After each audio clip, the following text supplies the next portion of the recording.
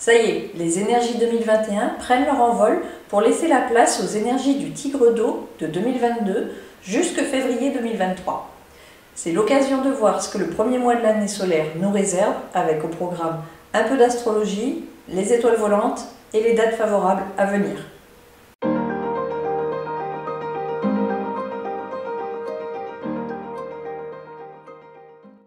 On commence tout de suite par la tendance du mois. Dès le 4 février 2022 au matin, nous passerons dans l'année Reine Yin, soit le Tigre d'eau Yang.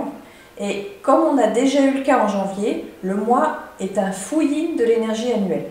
C'est-à-dire que nous avons exactement le même pilier sur l'année et sur le mois qui sera aussi Reine Yin. On attaque fort donc avec beaucoup d'eau et de bois, sachant qu'en plus, le pilier du jour comprendra la branche du rat qui est élément au Yang aussi. Donc une forte concentration d'eau qui sera négative pour les personnes qui en ont déjà un excès dans leur thème, mais qui sera positive si votre thème de naissance manque d'eau. Comme j'en ai déjà parlé dans d'autres vidéos, l'année du tigre va venir compléter une nouvelle pénalité qui s'appelle la pénalité d'ingratitude. Et il faudra d'ailleurs que j'y dédie une vidéo spéciale dans les semaines à venir, comme je l'avais fait pour la punition terrestre de 2021. La pénalité d'ingratitude est formée par le trio serpent, singe et tigre. Je rappelle que la punition d'ingratitude peut amener le manque de confiance dans les autres et où la personne aura tendance à se mettre dans des situations qui vont lui confirmer que les autres ne sont pas fiables, pas reconnaissants ou alors qu'ils sont des profiteurs. Si votre thème contient le singe et le serpent et que vous sentez qu'avec l'apparition du tigre, vous vivez ce genre de situation, il y aura un travail personnel à faire au niveau de vos attentes. Car si vous avez des attentes trop élevées, si vous faites quelque chose pour quelqu'un mais que vous attendez beaucoup de reconnaissance, il se peut que vous soyez déçu constamment. Et c'est le piège de cette structure. Sachant qu'en plus, le tigre est directement doublé en ce début d'année, ça attaque tout de suite fort sur un possible travail personnel. Mais pas de panique, dans un premier temps, de savoir que cette structure arrive et qu'elle demande avant tout un certain travail, ça permet, à mon sens, de prendre du recul vis-à-vis des situations que l'on peut vivre, même si elles ne sont pas forcément agréables.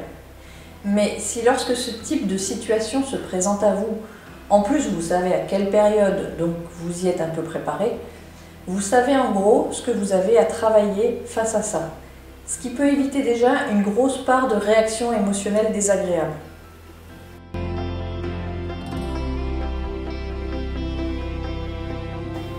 Qui dit nouvelle année, dit festivité du nouvel an lunaire. En 2022, elles auront lieu le 1er février, donc très bientôt. Et si vous souhaitez en apprendre un peu plus sur cette fête, vous pourrez retrouver ma vidéo sur ce sujet dans le lien qui va s'afficher juste au-dessus de moi. On passe maintenant aux nouvelles étoiles volantes qui arrivent. Voici donc le graphique des étoiles annuelles et mensuelles qui sera valable du 4 février 2022 jusqu'au 5 mars 2022. Vous pouvez trouver l'emplacement des étoiles annuelles ici, ce sont les chiffres entourés. Les autres sont les étoiles mensuelles. Alors, si vous retournez voir la vidéo des énergies du mois de janvier, vous allez voir qu'en fait, on va se retrouver avec exactement les mêmes combinaisons d'étoiles que janvier. La seule différence, c'est qu'elles auront changé de secteurs cardinaux. Donc on va commencer tout de suite avec l'exemple du secteur sud qui contiendra le couple 9-6. Alors que sur janvier, nous avions déjà la combinaison 9-6, mais elle était au nord-est. Donc les conseils ne changent pas, car les combinaisons ont toujours la même énergie. Ici, son influence pousse à défier l'autorité globalement.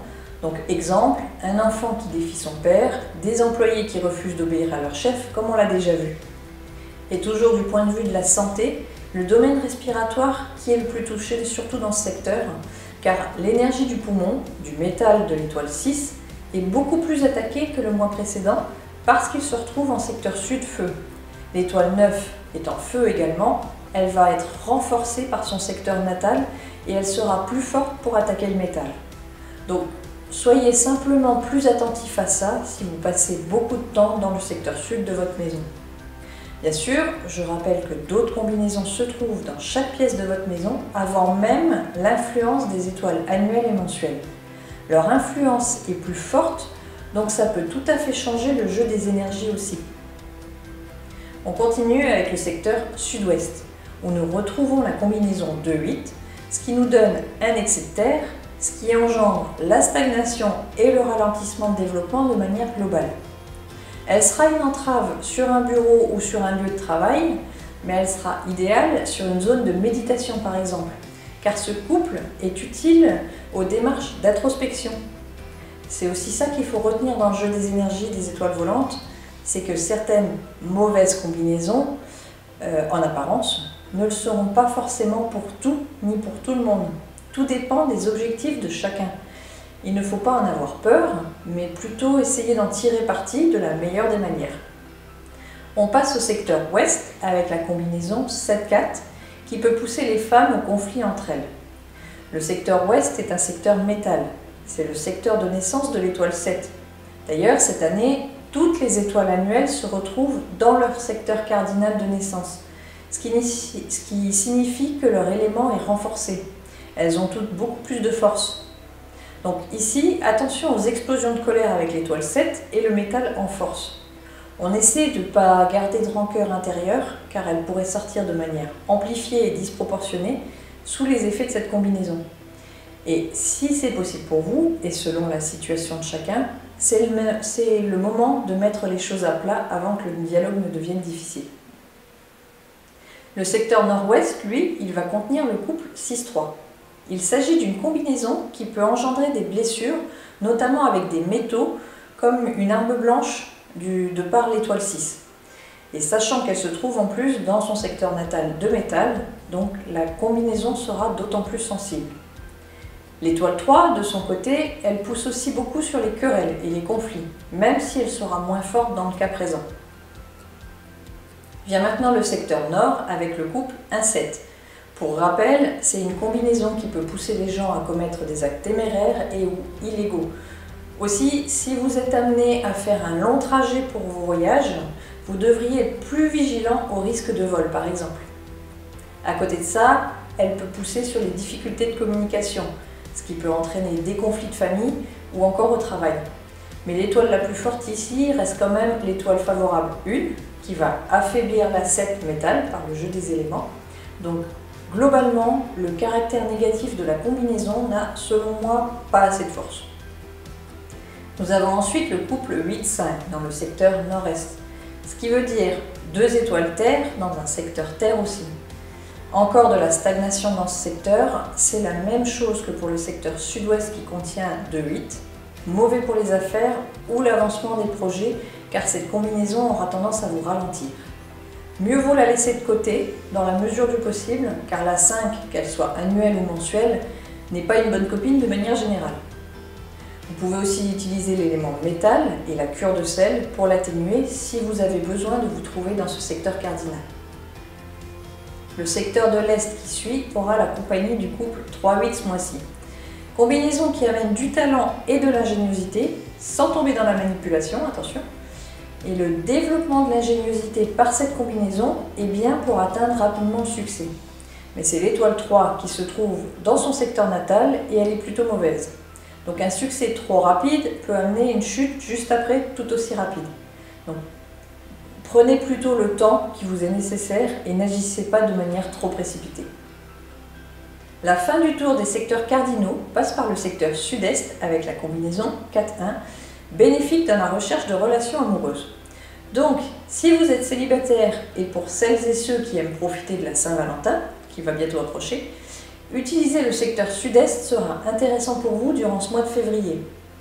D'ailleurs, le 14 février sera une bonne journée pour développer des relations, alors profitez-en.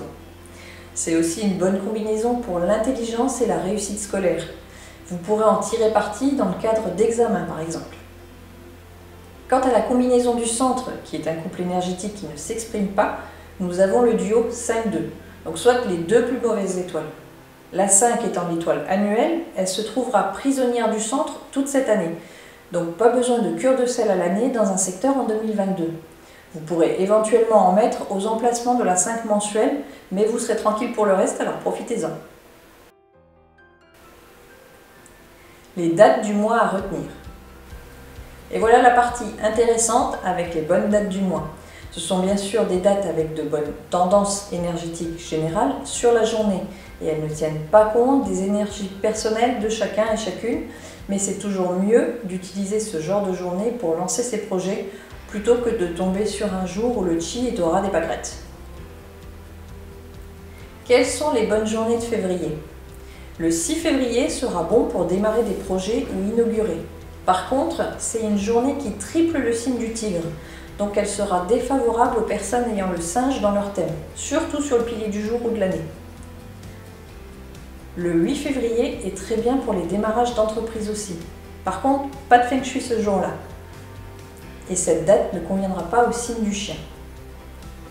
Les 9, 10 et 11 février ont de bonnes énergies. Vous trouverez les signes à qui elles ne conviennent pas notés sous chaque date.